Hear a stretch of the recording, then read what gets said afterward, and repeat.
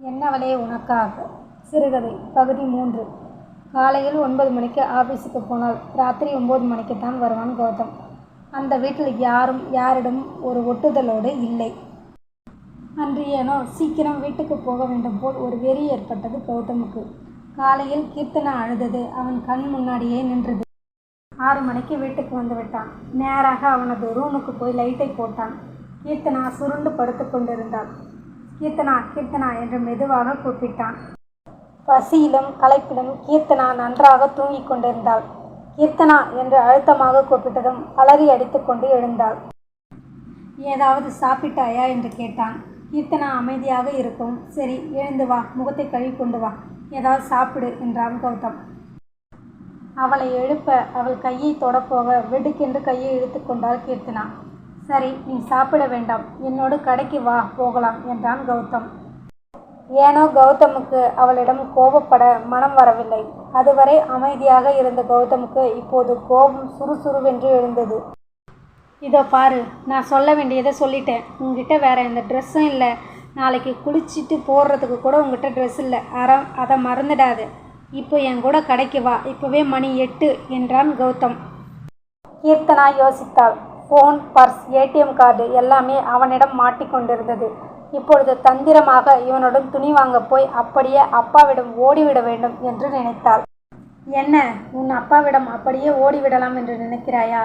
நீ என்னோடு இருக்கும் வரை உன் அப்பாவுக்கு எந்த பிரச்சனையும் இல்லை. என்னை விட்டு போக நினைத்தால் விளைவுகள் மோசமாக இருக்கும். படுபாவி, இவனை பற்றி மனதால் கூட நினைக்க முடியவில்லை என்று நினைத்து கொண்டாள் கீர்த்தனா.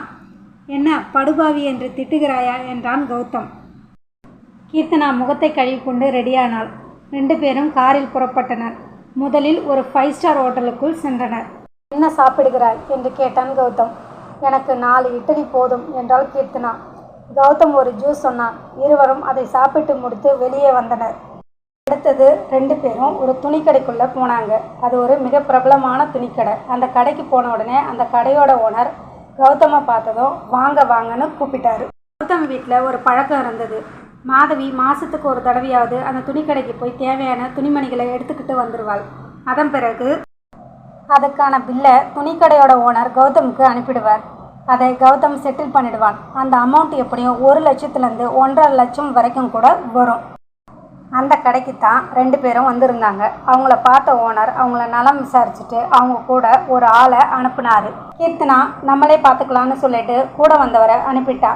ஒரு 200 ரூபாயிலேருந்து 500 ரூபாய்க்குள்ள இருக்கிற சுடிதார் மெட்டீரியலை எடுக்க அவள் போனாள். அதற்கு கௌதம், சுடிதார் வேணாம், புடவை எடுத்துக்கோ, ஆனால் நல்லா காஸ்ட்லியாக எடு என்றான் கௌதம். கீர்த்தனா, இல்லை, எனக்கு இதுவே போதும் என்றாள். சொன்னதை செய், சுடிதார் வேண்டாம், புடவை எடு என்றான் கௌதம்.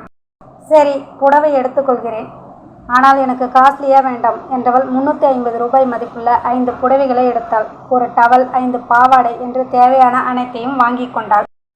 1 மணி நேரத்தில் அந்த கடையில் பிளவுஸ் தைத்து கொடுப்பார்கள். அதனால் அதை தைக்க கொடுத்து விட்டாள். எல்லாவற்றையும் வாங்கியவள் 1 நிமிஷம் என்றாள் அவனிடம். இங்கே வெயிட் பண்ணுங்கள் என்று கூறியவள் வேகமாக அவனை விட்டு கடகடவென்று நடந்தாள். உன்னிடம் ஃபோன் கூட இல்லை. நீ இந்த கூட்டத்தில் தொலைந்து விட்டால் என்னால் உன்னை தேட முடியாது. இரு, நானும் வருகிறேன் என்றான் கௌதம். இவனிடம் எப்படி சொல்லி தொலைப்பது என்று ஆத்திரமாக வந்தது கீர்த்தனாவுக்கு. அவன் பேசுவதை காதில் வாங்காமல் கடகடவென்று நடந்து ஒரு ஹாலுக்குள் போனாள். அதன் வெளியே இப்படி போர்டு போட்டிருந்தது, பெண்கள் உள்ளாடை உலகம். வேகமாக அவள் பின்னாடியே போனவன் போர்டை பார்த்தவுடன் சரக்கென பிரேக் போட்டது போல் நின்று விட்டான். வாசலுக்கு காவலில் நின்ற அம்மா வேறு, நீங்கள் அவர்களுடைய வீட்டுக்காரர் தானே, நீங்கள் உள்ளே போகலாம், தவறில்லை என்றார். கௌதம் மறுபடியும் பழைய இடத்திலேயே வந்து நின்று விட்டான். உள்ளே இருந்து வந்தவள் கையில் ஒரு சிறிய பார்சல் இருந்தது. கௌதம் அவளிடம் கேட்டான், என்ன வாங்கிட்டு வந்தாய்? இவனிடம் என்ன சொல்லி தொலைப்பது என்று அவன் முகத்தை பார்த்தாள் கீர்த்தனா. அவன் வேண்டுமென்றே தன்னை சீண்டுகிறான் என்பது அவளுக்கு அப்போதுதான் தெரிந்தது. கீர்த்தனாவுக்கு வந்த ஆத்திரத்தில் பக்கத்தில் இருந்த ஃப்ளவர் வாஸால் அவன் மண்டையை உடைத்து விடலாம் போல் இருந்தது. என்ன, என் மண்டையை உடைத்து விடலாம் போல் தோன்றுகிறதா என்றான் அவன் குறும்பாக. எல்லாவற்றையும் வாங்கி கொண்டு அவர்கள் இருவரும் வீட்டுக்கு வரும்போது சரியாக மணி 10:30 ஆகிவிட்டது. கௌதம் நேராக குளிக்க போய்விட்டான். கீர்த்தனா வாங்கி வந்த எல்லாவற்றையும் ஒரு ஷெல்ஃபில் அடுக்கி வைத்தாள்.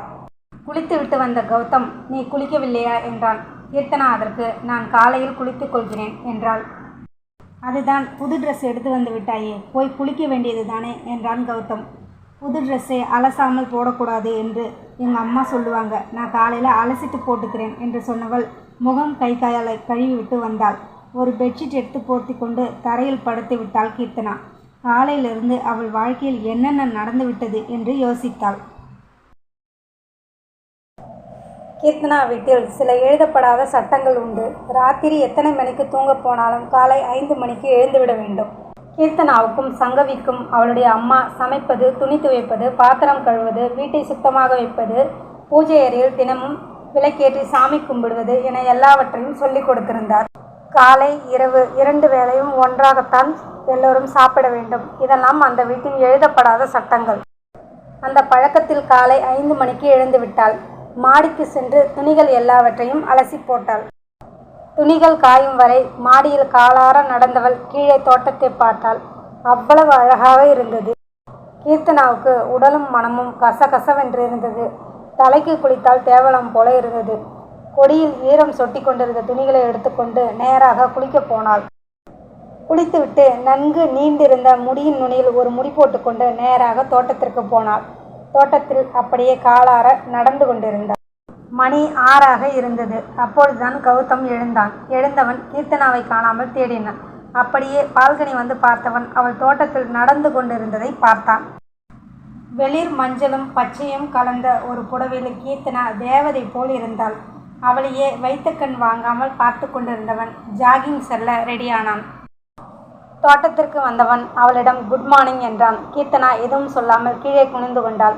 மறுபடியும் அழுத்தமாக குட் மார்னிங் என்றாள். அதற்கும் அவள் எதுவும் சொல்லவில்லை. அடுத்த 10 நிமிடத்தில் கிருஷ்ணாவும் ஜாகிங் செல்ல வந்தான். கீர்த்தனாவை பார்த்தவுடன் புன்னகையுடன் குட் மார்னிங் சிஸ்டர் என்றான். கீர்த்தனாவும் பதிலுக்கு குட் மார்னிங் என்றாள். உங்களுக்கு புடவையெல்லாம் கூட கட்ட தெரியுமா? இந்த புடவை உங்களுக்கு சூப்பராக இருக்கு என்றான் கிருஷ்ணா. அதற்கு கீர்த்தனா தேங்க்ஸ் என்றாள். இதையெல்லாம் பார்த்து கொண்டிருந்த கௌதம் ஏன் அந்த குட் மார்னிங்கை எனக்கு சொல்லக்கூடாதா என்று காட்டமாக நினைத்து கொண்டு ஓட்டத்தின் வேகத்தை அதிகப்படுத்தினான். 3 ரவுண்டு ஓடிய கௌதம் நேராக கீர்த்தனாவிடம் வந்தான். கீர்த்தனா அமைதியாக இருந்தாள். கௌதமுக்கு கோபம் வந்தது. உன்னைத்தான் கேட்கிறேன், பொட்டு வைக்கவில்லையா என்றாள். பொட்டு இல்லை என்றாள் கீர்த்தனா. ஏன் குங்குமமாவது வைக்கிறது தானே என்றான். அப்படின்னு கேட்டான். அதுக்கு கீர்த்தனா சொன்னா, பூஜை ரூம் எங்கே இருக்குன்னு எனக்கு தெரியல அப்படின்னு. சமையல்கார அம்மா அன்னத்தை கூப்பிட்டவன் கீர்த்தனாவை பூஜை அறைக்கு கூட்டி போக சொன்னான்.